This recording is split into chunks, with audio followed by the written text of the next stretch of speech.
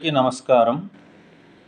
కాకినాడ మా పాప ఇంటికి వెళ్ళేటప్పుడు అక్కడి నుంచి పరిసర ప్రాంతాల్లో ఉన్నటువంటి క్షేత్రాలని పరిశీలించి వెళ్ళడం జరిగింది. ఒకే రోజు 4 క్షేత్రాలను దర్శించాం.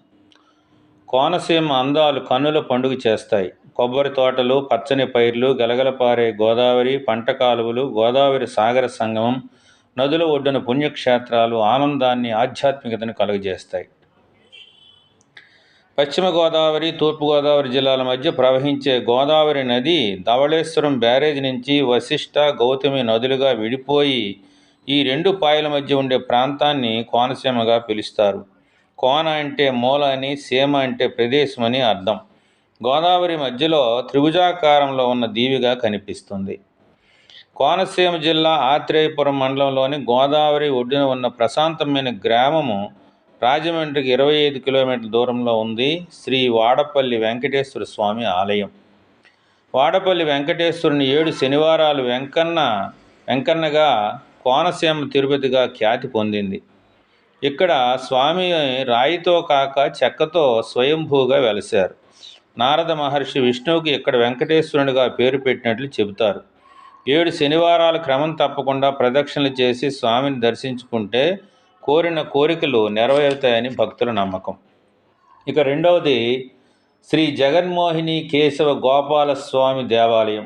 కాకినాడకి 74 కిలోమీటర్లు, రాజమండ్రికి 40 కిలోమీటర్ల దూరంలో. ఇది గోదావరి నది ఉపనదులైన వశిష్ట మరియు గౌతమి నదుల మధ్య ఉంది. ఇక్కడ నల్లరాయితో తయారు చేయబడిన అద్భుతమైన విగ్రహం ముందు మహావిష్ణువులా, వెనుక మోహినిలా మలచబడిన శిల్ప నైపుణ్యం అద్భుతం. ఇక్కడ మోహిని జడ నుండి పువ్వు పడిపోయిన ప్రదేశం ర్యాలీ అంటే తెలుగు అర్థం పతనం.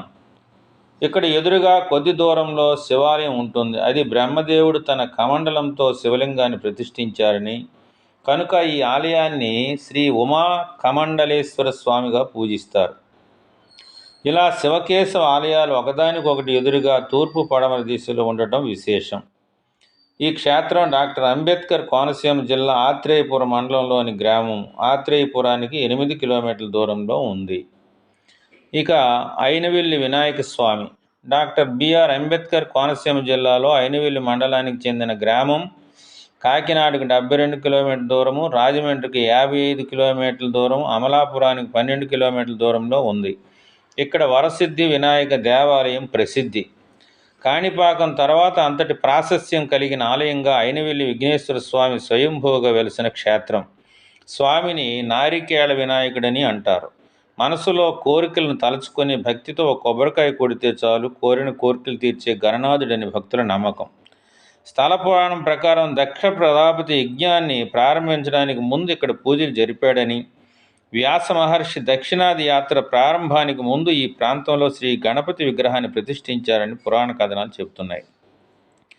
అయినవిల్లి వినాయక స్వామి ఆలయం దక్షిణాభిముఖంగా కొలువై ఉండి చుట్టూ కేశవస్వామి, శ్రీ అన్నపూర్ణ సహిత శివుడు, శ్రీ కాలభైరవ స్వామి వంటి ఉపాలయాలు ఉన్నాయి.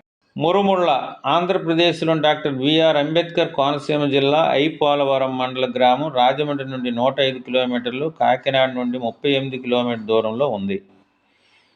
గౌతమి తీర గ్రామమైన ఈ ప్రదేశం పూర్వం మునుల ఆశ్రమాలు కలిగిన ప్రదేశం. ముని మండలి క్రమంగా మురమళ్ళగా ప్రసిద్ధి చెందింది. మురమళ్ళ శ్రీ భద్రకాళి సమేత శ్రీ వీరేశ్వర స్వామి ఆలయంలో ప్రతిరోజు సాయంత్రం 5 గంటల నుండి స్వామివారి కళ్యాణం చేయబడతాయి. పెళ్ళిళ్ళు కావాలనుకునేవారు ముందుగా ఆలయ నిర్వాహకులను సంప్రదించి డేట్ బుక్ చేసుకొని ఆ రోజు కళ్యాణం జరిపించుకుంటారు. నిత్య కళ్యాణం పచ్చతోరణంగా ఉంటుంది. పురాణ కథనం ప్రకారము దక్షయజ్ఞ అనంతరం వీరభద్రుడు శాంతించకపోవడంతో త్రిమూర్తులు ఆదిపరాశక్తిని ప్రార్థించగా జగన్మాత తన షోడశ కళలలో ఒక కళ అయిన భద్రకాళి నామమున వీరభద్రుని శాంతింపజేసింది. భీకరమైన భద్రకాళి తటాకమున మునిగి భీకర రూపం వదిలి అందమైన కన్యగా ప్రత్యక్షమైంది. దేవతలు, మునులు వారిరువురికి గాంధర్వ పద్ధతిని వివాహం చేస్తారు. అప్పటి నుండి ప్రతి సంవత్సరం ప్రతిరోజు అదే రీతిని గాంధర్వ కళ్యాణం జరుగుతుంది. కాబట్టి ఈ క్షేత్రాల అవకాశం ఉన్నవారు తప్పక దర్శించండి, తరించండి. సర్వే జన సుఖినో భవంతు. ఈ వీడియో నచ్చితే లైక్ చేయండి, షేర్ చేయండి, కామెంట్